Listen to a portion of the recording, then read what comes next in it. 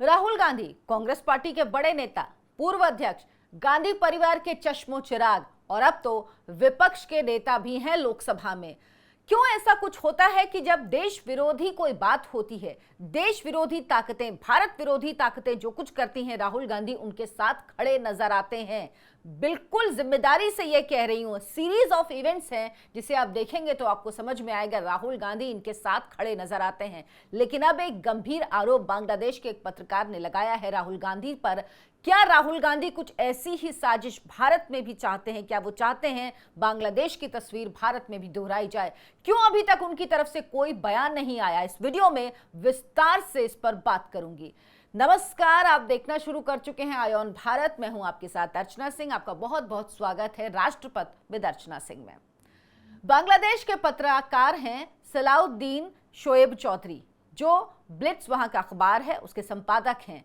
उन्होंने राहुल गांधी पर गंभीर आरोप लगाए। 8 अगस्त जब बांग्लादेश में अंतरिम सरकार शपथ ले चुकी थी, उनके अध्यक्ष मोहम्मद यूनुस को राहुल गांधी ने बधाई का ट्वीट किया, शुभकामनाएं दी, लेकिन उसमें कहीं पे भी यह जिक्र नहीं किया कि हिंदुओं पर अत्याचार हो रहा है, उन्हें रोका जाना चाहिए। सिर्फ शुभकामनाएं दी। किस बात की शुभकामनाएं दी, ये समझ से परे है। लेकिन उनके इस ट्वीट को रिपोस्ट करते हुए जो बांग्लादेश के पत्रकार हैं सलाउद्दीन शोएब चौधरी, उन्होंने जो लिखा वो बहुत गंभीर है और उसको सबको जानना चाहिए। उन्होंने लिखा, हाँ मुझे पता है आप बांग्लादेश को नव तालिबान राज्य में बदलकर अस्थिर करने और उसके बाद भारत को अस्थिर करने और नरेंद्र मोदी को सत्ता से हटाने की अपनी गुप्त साजिश की सफलता का जश्न मना रहे हैं। आपने अभी तक लंदन में बीएनपी नेता तारिक रहमान के साथ अपनी गुप्त बैठक के बारे में मेरे खुलासे का कोई जवाब नहीं दिया है। यानी इसके पहले सलाउद्दीन शोएब चौधरी 8 अगस्त से पहले यह खुलासा वो कर चुके थे। बांग्लादेश में इस बात को वो लगातार बोल रहे थे। आगे वो लिखते हैं, इसके अलावा आपने बांग्लादेश में चल रहे हिंदू उत्पीड़न के बारे में भी एक शब्द नहीं कहा। आखिर क्यों? शायद आपके लिए हिंदू जीवन कोई मायने नहीं रखता। और यह बात बिल्कुल सच है। आज की तारीख तक राहुल गांधी की तरफ से बांग्लादेश में जो कुछ हिंदुओं के साथ हो रहा है उस पर एक शब्द नहीं कहा गया। सलाउद्दीन शोएब चौधरी के आरोप गंभीर हैं।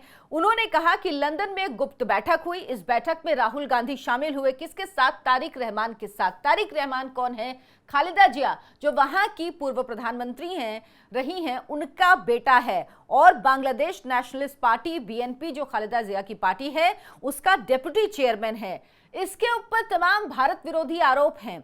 भारत के उल्फा को 10 ट्रक वेपन सप्लाई करने के मामले में उसे आजीवन कारावास की सजा हुई। इसके अलावा बांग्लादेश की जो प्रधानमंत्री शेख हसीना थी, उन पर जानलेवा हमला करवाने के आरोप में भी वो वांटेड है, या कह लीजिए उसको सजा सुनाई जा चुकी है और वो भागा हुआ है, लंदन में रह रहा है। एक ऐसे व्यक्ति के साथ आखिर राहुल गांधी ने गुप्त बैठक क्यों की? सवाल ये है कि क्यों राहुल गांधी बांग्लादेश नेशनलिस्ट पार्टी यानी बीएनपी के डिप्टी चेयरमैन, जो कि भारत विरोधी हरकतों में शामिल रहा है, उसके साथ एक गुप्त बैठक करते हैं और वहां पर बांग्लादेश में जो तख्ता पलट है उसकी साजिश को हरी झंडी दिखाई गई। उस बैठक में इस पूरे तख्ता पलट का जो साजिश करता है वो तारिक रहमान है, ये बात कही जा रही है।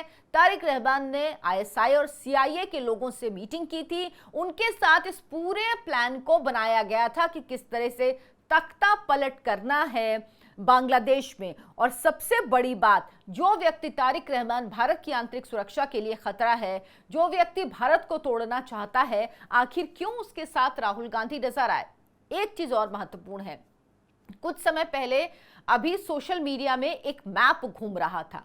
उस मैप में बांग्लादेश के साथ पश्चिम बंगाल, जी हां पश्चिम बंगाल, जहां की मुख्यमंत्री ममता बनर्जी हैं, और भारत के 7 सिस्टर्स, नॉर्थ ईस्ट के 7 राज्य जो हैं उन्हें 7 सिस्टर्स कहते हैं, उन 7 राज्यों को बांग्लादेश के साथ एक मैप में दिखाया गया। यानी भारत को तोड़ने की साजिश रची जा रही है। और जो कुछ भी बांग्लादेश में हुआ, ये समझ लीजिए ये बांग्लादेश सिर्फ उसके लिए एक लॉन्चिंग पैड है। दरअसल जो टारगेट है वो भारत है। भारत में इस तरह की अस्थिरता ये लोग फैलाना चाहते हैं। बांग्लादेश सिर्फ एक आप कह लीजिए कि एक स्पेसिमेन है, एक नमूना है जो लॉन्चिंग पैड की तरह इस्तेमाल किया गया है। इसके अलावा बांग्लादेश में जो रोहिंग्यास हैं वो हैं भारी संख्या में, तकरीबन 12 लाख रोहिंग्यास हैं जो रेडिकल, जो कट्टरवादी होते हैं। मौका देखकर उन्हें भारत में एंट्री दिलाई जाएगी, मौका देखकर उन्हें भारत में घुसपैठ कराई जाएगी, भारत में पुश करेगा बांग्लादेश में जो कट्टरवादी लोग हैं, जो जमात है, बीएनपी है, ये कट्टरवादी जो लोग हैं।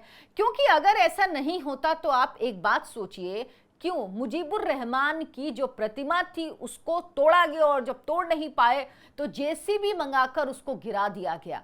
क्यों उस जगह को नष्ट किया गया जहां पर पाकिस्तान के सैनिकों ने, पाकिस्तान की सेना ने भारत के सामने हथियार डाले थे, भारत के सामने सरेंडर किए थे?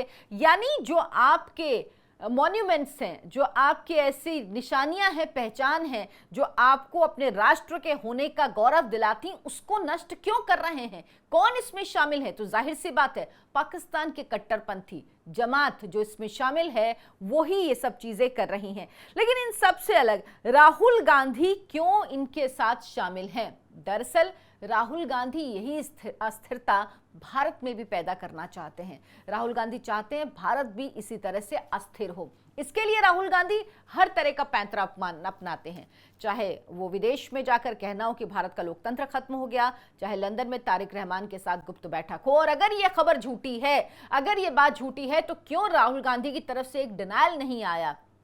क्यों राहुल गांधी जो हिडनबर्ग की रिपोर्ट आने के बाद तुरंत वीडियो बना देते हैं, उन्होंने आज तक इस पर एक लाइन का ट्वीट नहीं किया?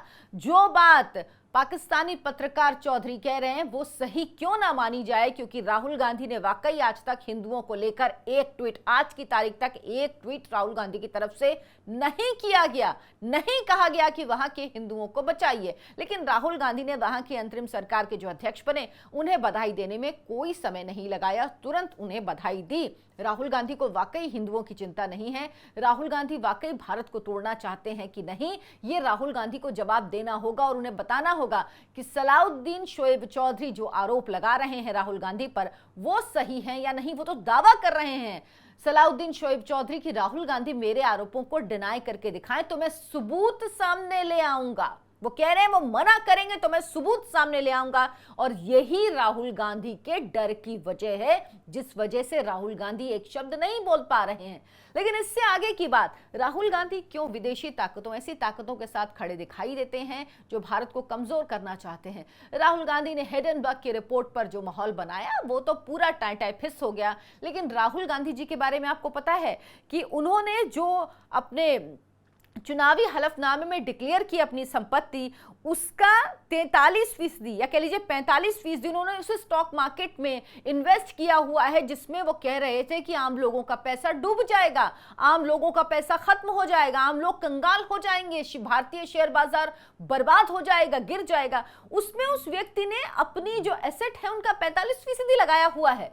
क्यों? और सबसे चौंकाने वाली बात यह कि पिछले 5 साल में नरेंद्र मोदी 10 साल से प्रधानमंत्री हैं, 2014 से, पिछले 5 सालों में उनका वैल्यूएशन, उनकी एसेट का वैल्यूएशन 59% बढ़ा है। और 5 महीने में राहुल गांधी ने भारत के इसी स्टॉक मार्केट से, जिसको लेकर वो कटघरे में खड़ा कर रहे हैं सेबी चीफ को, नरेंद्र मोदी को, भारत की सरकार को, उस स्टॉक मार्केट से 5 महीने में उन्होंने 46.50 लाख रुपए कमाए हैं। जी हां, 5 महीने में इतना मोटा प्रॉफिट हासिल किया। लेकिन आम लोगों को डराते हैं कि आप अपना पैसा स्टॉक मार्केट में नहीं लगाइए, भारतीय स्टॉक मार्केट गिर सकता है, उसमें गड़बड़ियां हैं, सेबी चीफ गड़बड़ हैं, बहुत सारी गड़बड़ियां हैं।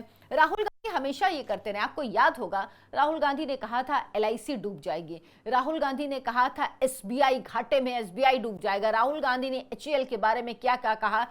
SBI all time high rate पर चला, उसके शेयर्स गए, LIC ने रिकॉर्ड तोड़ दिए, HAL के जो शेयर्स के रेट हैं वो इतने हाई जा रहे हैं। राहुल गांधी क्यों देश की संस्थाओं को, देश की कंपनियों को नुकसान पहुंचाना चाहते हैं जबकि खुद प्रॉफिट कमा रहे हैं उसी से? लेकिन लोगों को क्यों डराते हैं आखिर?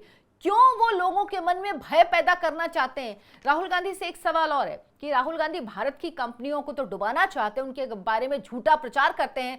क्या एसबीआई, एलआईसी, एचएएल के बारे में उन्होंने जो कहा सब गलत साबित हुआ? उसके बाद क्या राहुल गांधी ने माफी मांगी?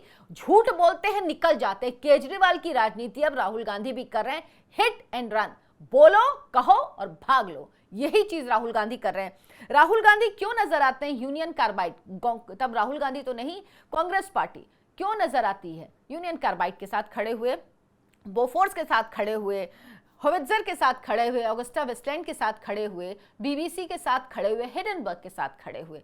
क्यों राहुल गांधी इनके साथ खड़े होते हैं और क्यों राहुल गांधी भारत की कंपनियों की खिलाफत करते हैं हमेशा?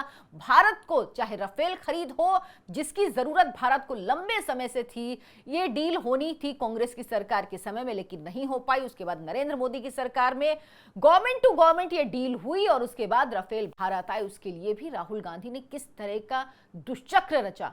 वहां से एक नारा निकाला 2019 के चुनाव से पहले, चौकीदार चोर है नरेंद्र मोदी के लिए, लेकिन उनका ये एजेंडा भी अदालत में ध्वस्त हो गया, उनको माफी तक मांगनी पड़ी, लेकिन राहुल गांधी बाज नहीं आते। लेकिन अब सबसे बड़ा सवाल है, क्या हमारे पड़ोसी देश को अस्थिर करने में राहुल गांधी का हाथ है? और क्या ये लॉन्चिंग पैड है? क्या ये सिर्फ एक स्पेसिमेन है? राहुल गांधी यही चीज चाहते हैं कि भारत में हो। अगर ऐसा नहीं है तो राहुल गांधी को सामने आके सलाउद्दीन शोएब चौधरी के सवालों का जवाब देना चाहिए। राहुल गांधी शायद डर रहे हैं, वो जानते हैं अगर वो इनकार करेंगे तो सबूत सामने आ जाएंगे, इसीलिए उनको लग रहा है कि चुप रहना ही बेहतर है। आप इस मुद्दे पर क्या सोचते हैं? आपको क्या लगता है, क्या वाकई राहुल गांधी राष्ट्र विरोधी ताकतों के साथ खड़े रहते हैं? आप कमेंट करके जरूर बताएं अपने विचार, अपनी बातें। राहुल गांधी जिस तरह से शेयर बाजार के बारे में बोलते हैं, जिस तरह से भारतीय कंपनियों के बारे में बोलते हैं, जो उनकी मोडस ऑपरेंडी है, उसको देखकर आपको क्या लगता है? आप जरूर अपनी राय कमेंट करके हमें बताएं। हमारे चैनल को सब्सक्राइब जरूर करें, वीडियो को लाइक करें, शेयर करें, ज्यादा से ज्यादा लोगों तक पहुंचाएं। धन्यवाद, नमस्कार।